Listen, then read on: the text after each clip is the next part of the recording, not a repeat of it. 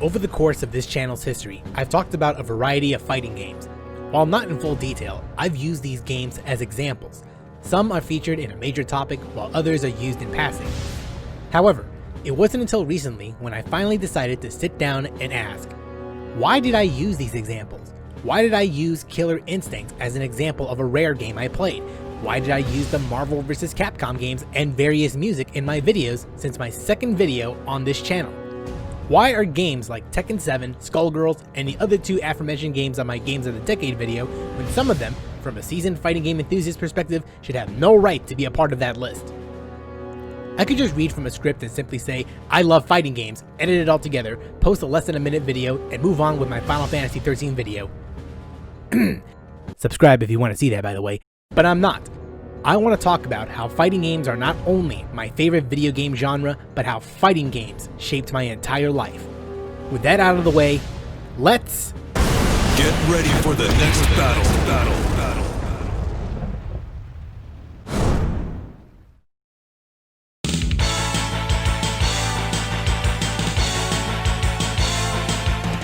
When people think about fighting games, the first game that comes to mind is Street Fighter. Honestly, who couldn't? The Street Fighter series has been around for over 35 years and is the textbook example of what a fighting game is.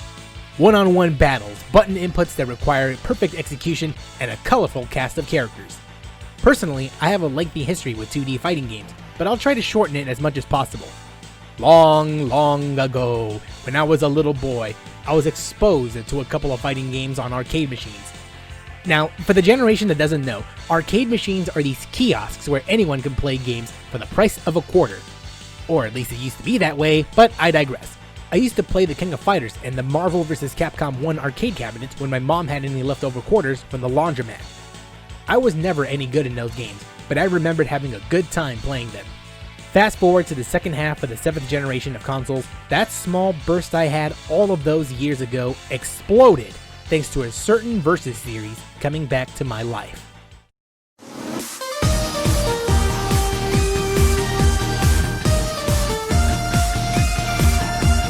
Marvel vs. Capcom 3. Which one? Yes, I have played both versions of the game since launch. It's one of my favorite fighting games to play and serves as an introduction to the fighting game genre, or reintroduction in this case. To put it in perspective, the only fighting game I've played in between my younger years and MVC3 was Smash Bros. Brawl. And if anyone asks, the Smash Bros. Series is as much of a fighting game as it is a party game, and I'm leaving it at that. I'd rather not take up an hour talking about if it even belongs in the same genre as traditional fighting games. Anyway, if Marvel vs. Capcom on arcades was my introduction to fighting games, then Marvel vs. Capcom 3 was my gateway to the entire community. I learned the mechanics and gameplay the most out of all fighting games. I made some online friends, I digested as much community-made content I could find, whether in the form of YouTube content or fan-made works. It's a magical experience I wouldn't be able to replicate anywhere else. So why did I regulate UMVC3 to an honorable mention spot instead of the main lineup in my Games of the Decade list? In my heart, it's an absolutely wonderful game. From a critical standpoint, however, it's not what I call a great game, let alone a good fighting game. Putting aside the fact that Capcom thought it was a great idea to charge $40 to rebuy the same game with only 12 new characters, even though they didn't have much of a choice given the circumstances, once you start to love the game, you'll end up finding so many things to hate about. The X-Factor mechanic introduced in this game is a double-edged sword. On one hand, it's a mechanic that helps the player come back from a potentially unwinnable fight. On the other hand, it's a get-out-of-jail-free card for everyone involved. While the roster is full of colorful and unique characters from both sides, only a handful of them are either top tier or broken. I can't tell you how many times I've seen a combination of Virgil, Doom, Morgan, Magneto, Dante, and Sentinel teams I've seen in tournaments and online play. Speaking of, while I didn't mind the online play as much when I was playing with friends, the online experience ranges from decent at best and trash at worst. I get riled up by this because playing a fighting game is like playing a piano. The gamepad arcade stick is your tool, the button inputs are your notes, the combos are your compositions, and the entire match is your performance. Even after not playing for what felt like years, the muscle memory of my combo string with Frank West, Wolverine, and Wesker team still exists. It's such a shame that I can't pull it off consistently in the game's online environment. I've played other fighting games after Ultimate released, such as Skullgirls, but I consistently played the former for several years. Once I moved on to the next generation of consoles, what fighting game is there for me to play? Is there a game that could top UMVC 3? Okay, if you've seen my videos, you know where this is going. Hit it, Mick!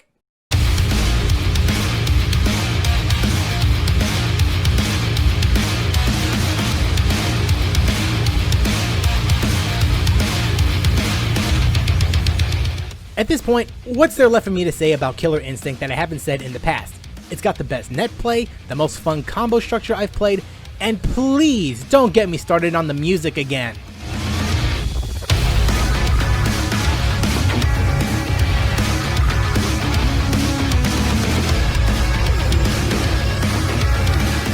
What is there left to say?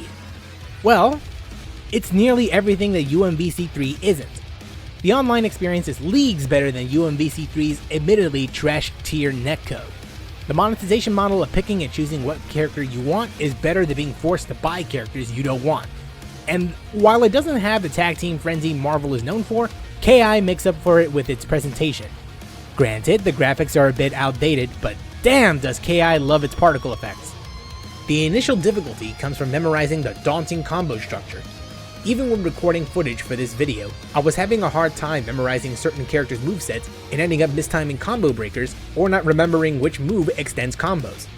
The way I see it, this game challenges the player compared to other fighting games. There are layers upon layers of strategies players can execute, even when under a combo string. There's a reason why I put this game in my Games of the Decade list over UMVC 3, because the user experience is unmatched even in recent fighting games.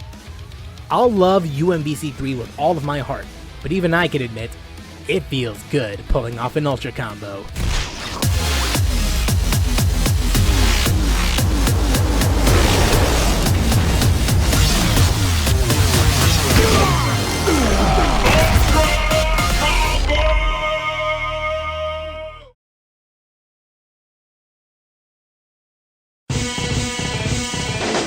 "3D Fighters," when I first heard about them, seemed nothing more than a gimmick that stuck around since the PlayStation era in order to show off the capabilities of the hardware. As game developers are more experienced, it became less of a gimmick and more of an essential subgenre of fighters. My history of 3D fighters is very limited, but just as extensive as 2D fighting games. Both Killer Instinct Gold and Tekken 3 were my first 3D fighting games I remember playing when I was young. Everything felt so foreign to me since I was used to the 2D perspective, so I never got used to the gameplay of these fighters. It wouldn't be until 2017 when I found a deeper appreciation for 3D fighting games thanks to Tekken 7.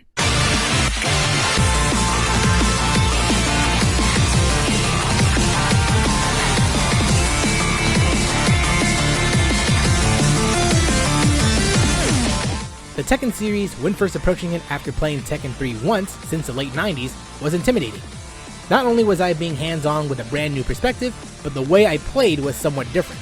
I still attempted to rush in, but I was positioning myself more and giving myself time to breathe as my opponent and I were dancing around like two fencers waiting patiently for each other to strike first.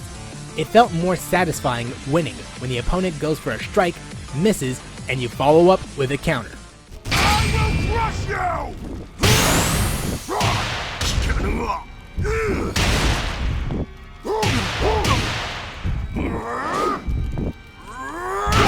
Great.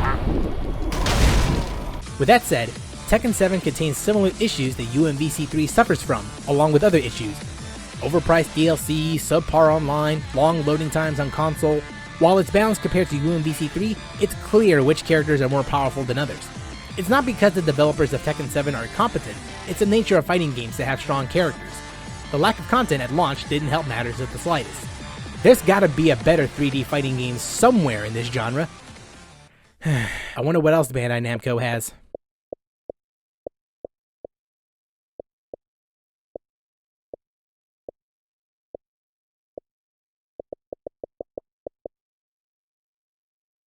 Huh.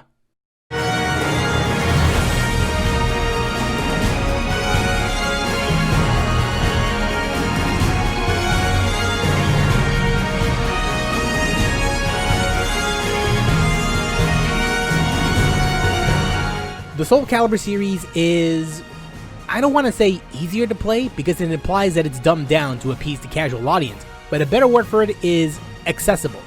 In comparison to the Tekken series, Soul Calibur is simpler to get into, especially coming from someone who hasn't played as many 3D fighting games, let alone any fighting games from the past 5 years. The skill threshold required to play is lower compared to its older brother. In fact, I was able to hold on my own far better when recording Soul Calibur 6 footage for this video than Tekken 7. There's also something Soul Calibur has that Tekken doesn't have: Character Creator. Tekken 7's customization options are only limited to cosmetics with characters.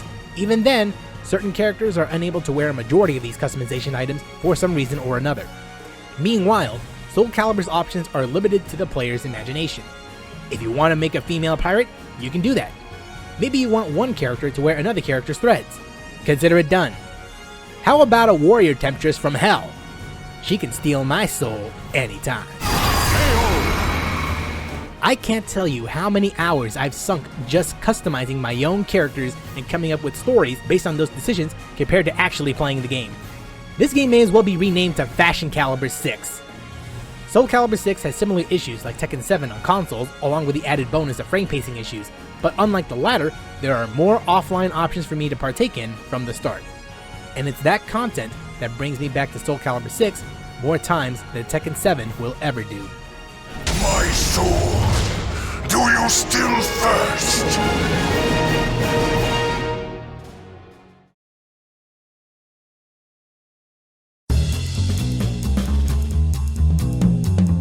Nowadays, I don't have the time to sit down and learn a fighting game for long sessions. Even if responsibilities like YouTube, Twitch, or my education weren't a factor, I simply lost the spark, the drive to learn the ins and outs of these relatively new fighting games. Soul Calibur 6 was the last fighting game I touched and made an attempt to learn something, but lost interest due to the aforementioned reasons. Do you know what I did have time for in between these responsibilities, aside from playing other games? Watching others play fighting games. For some, it seems a little strange watching other people play a game instead of yourself playing it. I no longer have the skill or patience to compete in tournaments myself, as seen in this Street Fighter V clip, so I'd rather watch others play their best. It goes much deeper than that, however. I'm not just watching competitors play for tournament prizes. I watch it for the moments and stories that are created before our very eyes. It's Justin Wong's victory against a top-tier team. Impossible. Can he? Can he? He's going in, Chris. But Akuma's in the back. He's getting life back. Oh, it's really close. It's going to be close. It's going to be close. A couple more sulfurs really might do it. He's killing the time right here with the super. Timer scam. Oh, my God. Who got it? I think Justin got it. Who got it? Justin Wong! Oh, my God. The return Hold on. of the king. I'm not even going to knock it yet. I'm not even going to. Oh, my God. He's done it. He takes it. He's done it. Unbelievable. It's Galileo performing the greatest comeback in BlazBlue history. Nice block. This is insane. Wow. He's done it. He's done it. Reset. He's got the reset. Galileo. Will this kill? I don't think so. Is it possible? I don't think this will It's kill. just enough to kill. It's Wait, gonna kill. it's doing lots of gonna damage. kill. It's gonna kill. He's done it again. He's done it again. He's done it again. He's brought out to the last game. Tournament set. Tournament set. What is this grand final? Dogura taking massive damage from that. He's been up. He's had so many major advantageous situations. Still has to get through a burst. Oh, can he bait this burst? He takes somebody both of his health with the burst rate. Hit. He's done it. He's done it. Galileo's done it. From the impossible consequences of He's being in done the it. loser's bracket. SG Against tackles him. a god like Dogura. But he's done it. You see He's his done face. it. He is the happiest man in the world right now. It's Arslan Ash, representing a country who's not well known in the fighting game community and dominating against the best of the best in Tekken 7. Incredible. Sidestep block, going right every time. Oh, what a whip punish. He's got rage. He's going to resplat at the wall. He's got rage. It's gonna hurt. Oh, my He's God. dead. Wow. Incredible. What a game. What's going to happen right now? Knee looking for this opportunity. I'm holding my breath. Oh! They trade blows. Oh, man. That That was a crazy trade. Arslan cementing his position as the best Tekken player on the planet, untouchable by any country that he has faced thus far. Very, very nice. So Pakistan takes it. Very decisive. You can't even counter that. No way. I watch people compete for the stories, the emotional impact, but most importantly, the memories that are forged from these matches. However, it's not just the tournaments and hype moments that make fighting games great. You can have the biggest tournament that dishes out millions of dollars to the top players, but a well-beloved game is as strong as its community. To explain what I meant by that last statement, I'll need to talk about what happened earlier this year. Evolution Fighting Championship, or EVO for short, is an annual tournament event that I would always make time to watch. Unfortunately, or fortunately depending on who you ask, the event was indefinitely cancelled. If it's not the pandemic, it was the actions of the tournament organizers that led to EVO's cancellation. And it sucks, because I was looking forward to a specific legacy tournament dedicated to Marvel vs. Capcom 2, which would have featured the Old Guard and New Blood competing against each other. However, by November 2020, something magical happened. For those who are not on the loop, Maximilian is a YouTuber who's known to cover fighting games for over a decade. He has covered news of upcoming fighting games, created a show that assists newcomers to specific games, played through a chunk of fighting games to celebrate the incoming release of a new entry or a new character, and was involved in the game industry by creating official trailers for fighting games. In short, he's nicknamed the Jesus of fighting games. In fact, he kinda looks like him. I don't think I've ever come across any YouTube personality as positively infectious as his. Speaking personally, he's the one who managed to get me into fighting games after watching his Assist Me videos from 2011. It's something special when a personality who's made content for over a decade can still be entertaining. And that strong passion for fighting games has led to the best part of 2020, all things considered. With EVO cancelled, the thought of having a major tournament on the same level as that seemed like nothing more than a dream. However, after months of planning, Maximilian, the Twitch community, and members of the fighting game community have all come together and create an online tournament that centers around Ultimate Marvel vs. Capcom 3. Wait, how? Earlier I said the online experience was bad. How do the competitors expect to play in a tournament with a netcode being as reliable as Phoenix Wright's viability? Parsec is how. To explain, Parsec is a software that people can use for free that is able to play local games in an online setting. Think of it as a virtual living room. I mentioned in the previous video that Battletoads 2020 doesn't have online co-op, only local 3-player co-op. Parsec lets the host play this game in an online setting with friends. In UMVC3's case, competitors can share a virtual living room and play against each other as if they're right next to each other, instead of relying on the game's netcode. As long as the host has a good connection, there should be no issues with connectivity. This software couldn't come at a better time, since current events are still ongoing. With this, playing UMVC3 while social distancing is feasible. Looking at the footage for the entire tournament, there doesn't seem to be any stuttering or lag spikes, a common occurrence when using the game's service.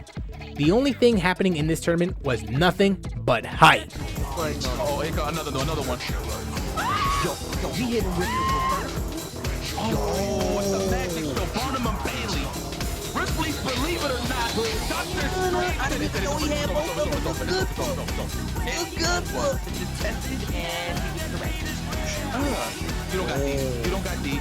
You don't got D. Why would you say that about Cloud? Why would you say that about Cloud? You know my man. It's about busting and listening. Whether it be online or in a tournament, I will definitely waste my time talking about how I will make you sit here and watch through Elvis probably tight like that. But he chose to milk this cow the whole way. Wow. Look at this guy. What a scumbag. What a scumbag. Hey, you want to learn how to do an infinite? Cross on the hook. Yeah! Makes this man. Yo. Sound like you gotta take the voice. Oh, this is bad. Yeah, Ray Ray's struggling to stay alive. Not gonna be able to do it though. With gold, X Factor, and Convergence, and that's going with Low Tier Ryan, aka Ryan LV, takes it. If you ask me, 2020 was a rough patch for everyone involved, but this online event washed all of that negativity away and replaced it with an overpowering burst of joy that I haven't felt in a long time. I was smiling and shouting throughout the tournament and feeling nostalgic whenever seeing the Assist Me crew reuniting in between matches. It's the beauty of events like this. It doesn't feel like a company was in a way, or it feels like another product to sell. It's created with love and passion for the community, and I can't thank them enough for making this possible, despite the challenges in pulling this off. I mean, if there was a question, does Marvel live in 2020? Marvel definitely lives. Take care, dudes.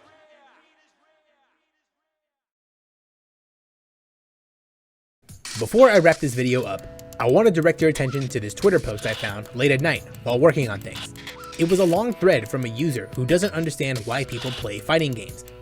One section that stood out to me wasn't the alien in Mortal Kombat X playing the same as all characters, or that all Smash players are pedophiles. Which is factually incorrect since children also play this game too, but that's beside the point.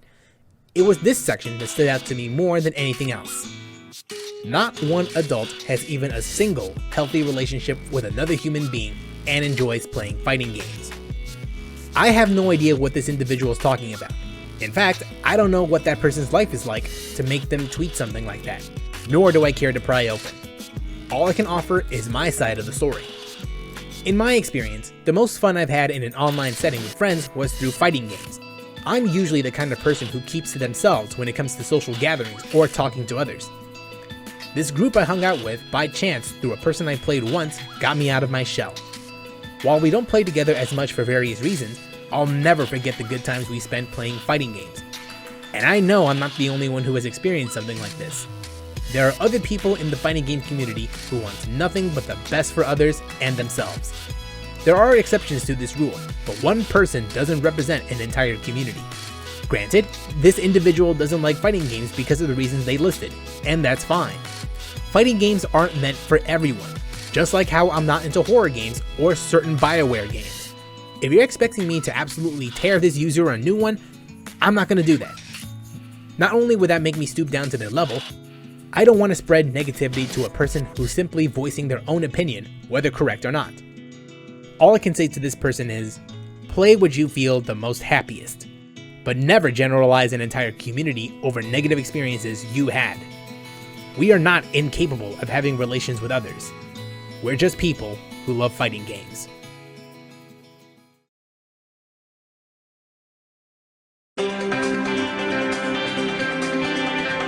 I never planned for this video to be made.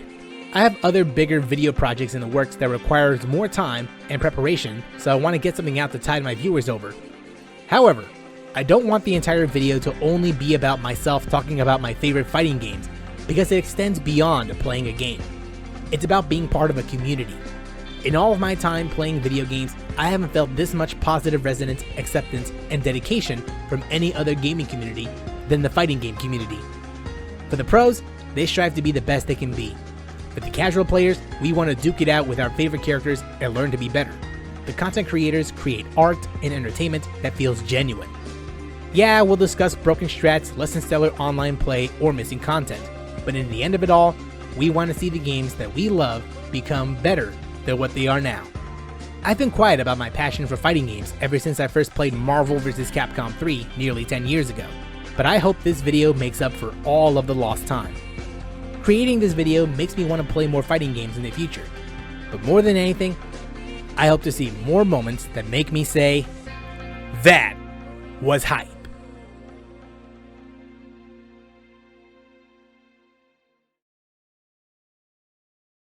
Thanks for watching the video. What kind of history do you have regarding fighting games?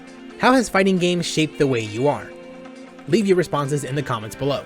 If you liked the video, leave a like, share with others, and subscribe for more content. Don't forget to check me out on Twitter and Twitch as well. Thanks for tuning in. This has been Opez Gaming, signing out.